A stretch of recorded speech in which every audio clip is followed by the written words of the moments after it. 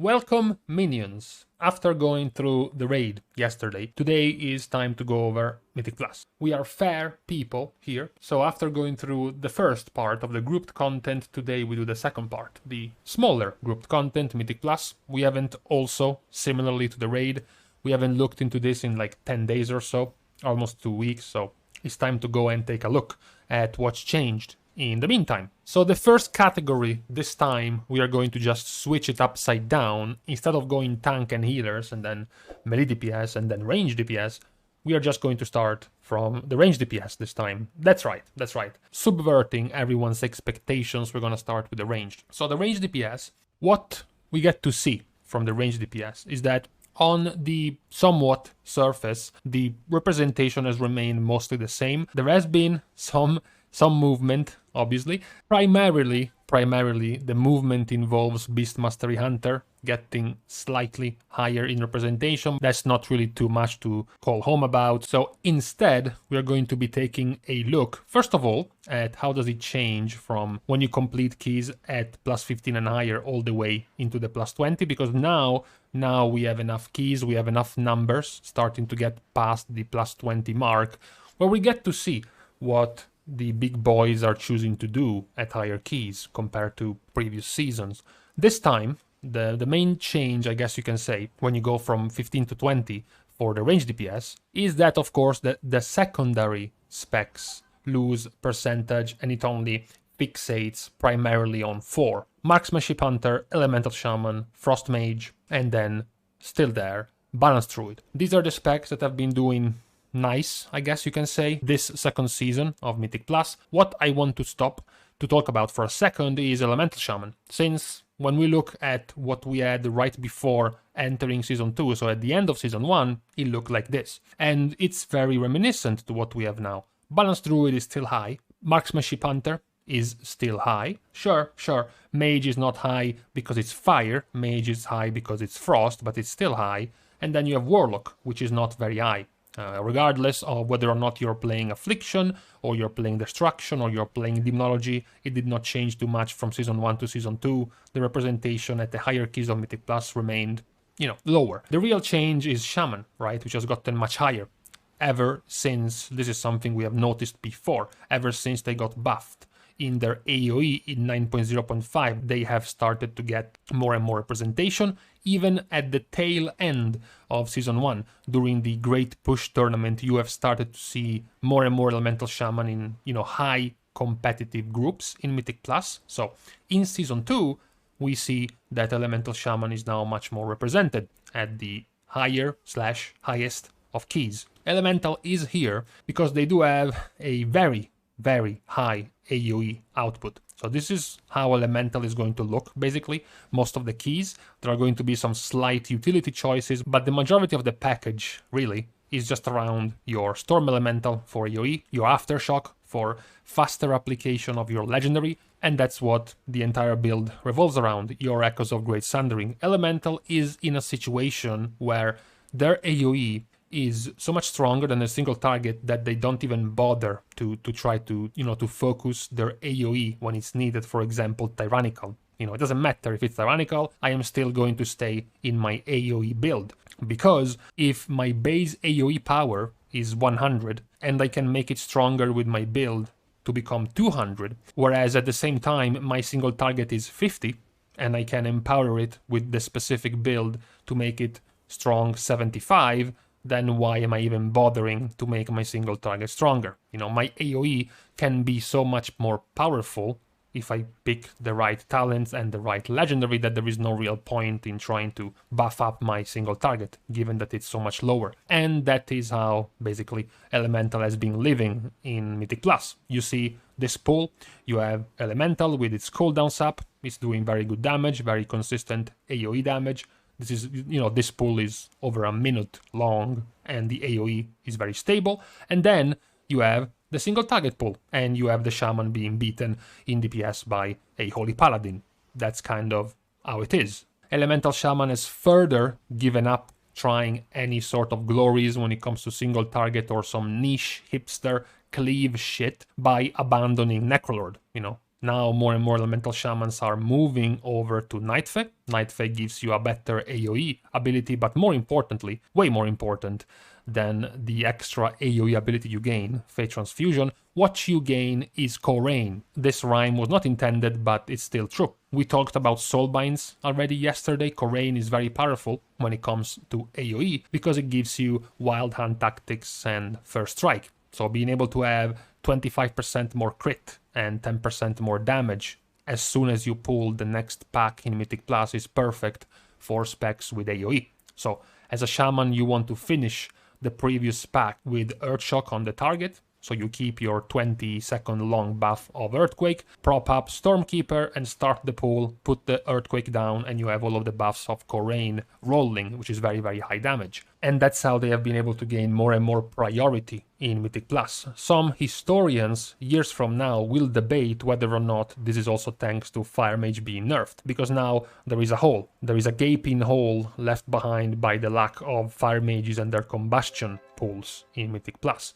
Frost Mage has nowhere near the amount of quick AoE burst as a Fire Mage, so now we need somebody else, and Elemental is here to fill the gap. Now talking about the other DPS role, the sub-role is melee. So the main change when it comes to melee, looking at first the lower keys, which is still 15 and high, not really low, but the main change is that Arms Warrior, just like in raid encounters, is slightly getting more popular compared to before, and that Havoc Demon Hunter is still keeping up by far their more popular representation. One could raise its hand and say, well, I mean, if you put the warriors together and if you put the rogues together, they are still the most popular classes. Yeah, congrats, you can math, it's true. And then, of course, similar to the range DPS, when you go up to the 20 key level, all of the lower represented specs lose more and more representation, and you have these pillars staying up and striking out in how they are much more represented. You have still Havoc Demon Hunter, Windwalker Monk, Rogues in general, and then Fury and Arms Warrior. Yes, again, same concept. Technically speaking, Rogues put together are nearly 33% of all of the melee DPS representation, which means maths, 1 in 3 melee DPS in a key is going to be a rogue. The difference, of course, with last season, and we talk about last season as if it was years ago, it was in fact just a few weeks ago, it is obviously the fact that at the very least, while rogue is still very popular, in fact more popular than before, at least now it's much more diverse. There is much less dominance of outlaw compared to last season. You also have Havoc Demon Hunter being much more popular than before. We kind of covered this already. Havoc has gotten a resurgence at the start of Season 2. I am also pleasantly surprised by Windwalker being able to stay there. You know, many people were kind of doomers when the hot fixes of Windwalker came out. They expected them to die slowly after being effectively nerfed, but not really. They have been able to hold on their spot in Mythic Plus quite tightly. The focus for this role is going to go on Havoc Demon Hunter, because Havoc, thanks to this buff, to several pieces of their toolkit, has been able to have a quite diverse choice,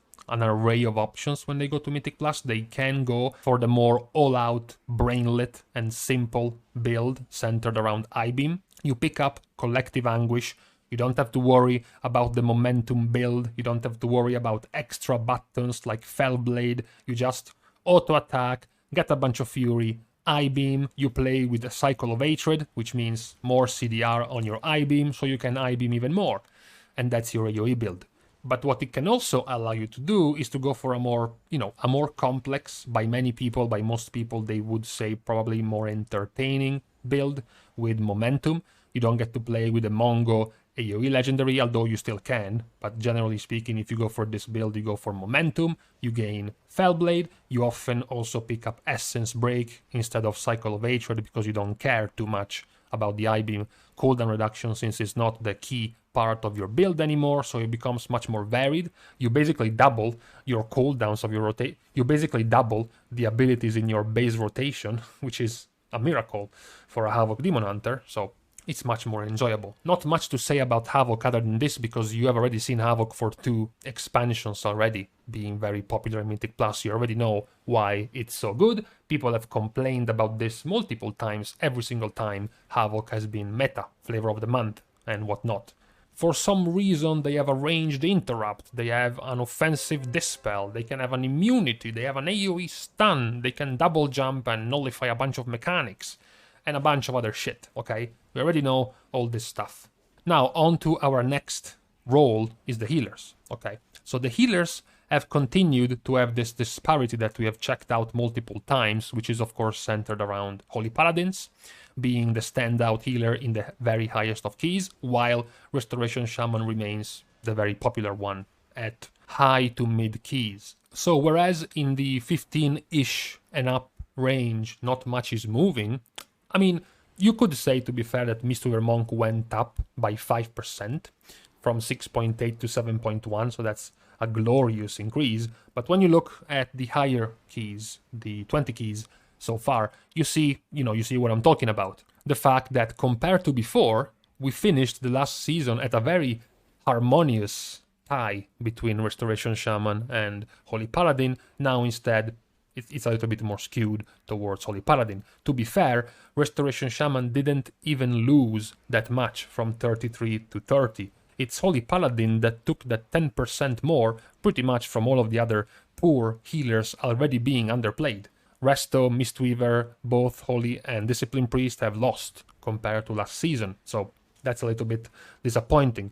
You were hoping, if you were a fan of diversity and variety in players, right, that this season could have at the very least jump-started one more healer spec.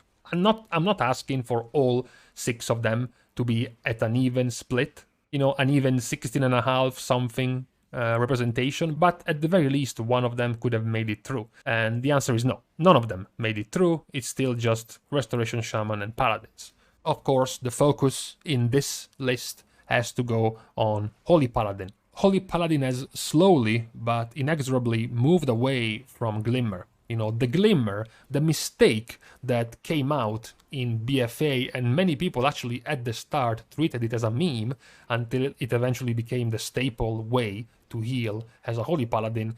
It was then turned from an Azerite trait into a talent to be, permanent part of the Holy Paladin's kit, remained so for a long time, until now, slowly but surely, more and more Paladins have moved away from Kyrian, which gives you Divine Toll, which has synergy with Holy Shock, to go Ventir, and then they removed Shock Barrier Legendary, which has synergy with Holy Shock to take the Med Paragon. And now finally, they are moving away from Glimmer of Light entirely as the talent to pick up Beacon of Faith, because at some point you will have weakened Glimmer of Light too much. You take away its Covenant ability, you take away its Legendary, until eventually it's so weak that there is not even a point in keeping it altogether. You can just go for Beacon of Faith, Beacon the tank, Beacon the melee DPS, or whoever you think is going to take most damage for second, and you can get more healing done than Glimmer. The Med Paragon Legendary, on top of being very good on its own, has of course very good synergy with Awakening. It allows you to extend duration of your wings, not just when you actually use wing, but also when you proc Awakening, which is why it's so good. What makes Awakening even better is Holy Avenger. You basically don't even need to have wings available, because when you use Holy Avenger, you can almost certainly guarantee you are going to proc Awakening yourself. Tripling your Holy Power generation allows you to spam finishers, and spamming finishers allows you to give you the procs of Awakening, which also synergizes with Med Paragon because the Legendary works with Hammer of Wrath. It's a very powerful, so to speak, build in Mythic Plus. It also allows you, sneakily, to take a Legendary which also increases your damage, which is very important in Mythic Plus. And ultimately also the reason why Holy Paladin is doing so much better than the rest of the specs, and has eventually overtaken Restoration Shaman, because the higher the key goes, the more important healer damage is, and that's where Holy Paladin comes in to shine. Who is also shining with its magnificent fur, I guess, is Guardian Druid. So, we have gone over this already. I have my stocks on this. Vengeance Demon Hunter is losing quite a bit of representation in both Raids and Mythic Plus, but for different reasons. In Raids, we have looked at Brewmaster becoming the new, more more than before. They were already good, but now even more. Staple tank followed by Blood Decay rising more in representation, while in Mythic Plus is Guardian Druid that is taking over the representation of tanks. Once again, in the plus 15 and up department, there hasn't been too much of a change. The real change is looking at how we ended up the season in the plus 20 range compared to what we have gotten now in the plus 20 range, because Vengeance Demon Hunter went from a, dominant, I guess, we can call 48% of all tanks in plus 20 and up dominant, a dominant position down to 22%, so it more than halved the representation of Vengeance. So sure, people are quitting Shadowlands and WoW is dead, but then again, this is a pretty big drop. Unless Vengeance Demon Hunters got more offended by the state of the game to quit the game way more than everyone else, which would also be weird considering Vengeance was flavor of the month, right? Or maybe there is another reason. Maybe more and more people are going back playing Havoc, which is what they were doing before they jumped ship at the start of Shadowlands, as soon as they realized Havoc would have been shit in Season 1. And now that they see that Havoc is very good, they can just drop the Vengeance and go back to Havoc. In the meantime, the good faithfuls, the good boomers who stayed Guardian, and I called this 7 months too early, but eventually it happened, it would have been the season of the bear, and it is happening in Mythic Plus. Guardian Druid benefits a lot from Corain. I know, this motherfucker, we have to talk about him again. The Soulbind for Night Fae, which Guardian Druid is in a place of luxury because they can use a legendary which scales and, let's say, works and adds damage, which is very, very good, because this means that then all of the talents, passives, trinkets, whatever, that can help you do extra damage is going to make the legendary stronger. Case in point, Wild Hunt Tactics and First Strike. Because this legendary gives you a defensive, an absorb shield based on the damage of your trash, the more damage your trash does, the more defensive you are. This is a very, very powerful combination for a tank, because now you can go First Strike and get 25% crit whenever you pull a new pack. You can go Wild Hunt Tactics and gain 10% more damage whenever you pull a new pack. All this damage is going to get converted into trash, which is going to get converted into defensiveness. Because of this, you can very easily tune your entire build around trash. So you can take Earth Warden, which means whenever you deal damage with trash, you take less auto-attack damage. And because your legendary can make you double hit, basically, the trash, this becomes even more effective. Rend and Tear, of course, trash can get stacked up very quickly. It gives you even more defensiveness and even more damage, which further empowers your legendary. And finally, Blood Frenzy. The legendary can double hit the trash, which means double the rage generation, which means more Iron First, which means more defensiveness. It is a pretty slow going spec, Guardian that is, but scales very well. Very, very tanky right now in Mythic Plus with very high damage. The higher level of druids can also go into cut weaving or all weaving, whatever affinity they are choosing. Even resto affinity for healing can help a lot as well. So they do have an even higher skill ceiling, technically speaking, since, the base of Guardian Druid is very, very simple. But you do have ways to make it, to elevate it to a higher level. Now, with the tanks being done, this is kind of it. We have seen what has happened this week. We have seen that Holy Paladin has gotten definitely ahead of Shaman. Before it was just, yes, but if you look at the highest of keys, Paladin is more represented. No. Now it's even in the more broad keys. Holy Paladin is also now represented as the majority in there. We saw the tanks, where Guardian Druid has now also definitively taken over Vengeance Demon Hunter, and then the melee DPS and the range DPS seem to be split quite decisively into a handful of specs. For melee DPS is Fury, is Outlaw Rogue with a tiny note for Sub Rogue, as well as Windwalker and Havoc Demon Hunter. Also, a tiny note might be put on arms as to whether or not they will keep rising. And lastly, you have the range DPS, which has seen 3 of them remaining popular. The Hunter, the Mage, and the Balanced Druid. The Mage had to swap the flavor of the month, from Fire to Frost. The only one being new, being now a staple addition of welcome specs for high Mythic Plus keys, is Elemental Shaman. So with this review and overview of Mythic Plus, we can stop. I am still in the process of deciding which of the specs we're going to pit one against each other for some further, more detailed analysis. Keep the ideas coming in the comments. Which ones do you want to see being put against each other? I heard and read some cool ideas, like pit against each other the throughput healers, Mistweaver, Restoration, and Holy Priest, or maybe the battle of the execute specs. Which of the specs is, better off eventually for execute damage, or maybe just the cleave specs or the AoE specs, and similar ideas. Thank you guys for watching the video. If you want to support the channel, leave a like, a comment, perhaps all three of them, maybe two, a combination of either, who knows. Just do your part. See you guys soon, and in the meantime, I am shocked. I am pleased, but I am also shocked. This has got to be the least hot summer I have seen in recent years. It's just not really that hot, honestly.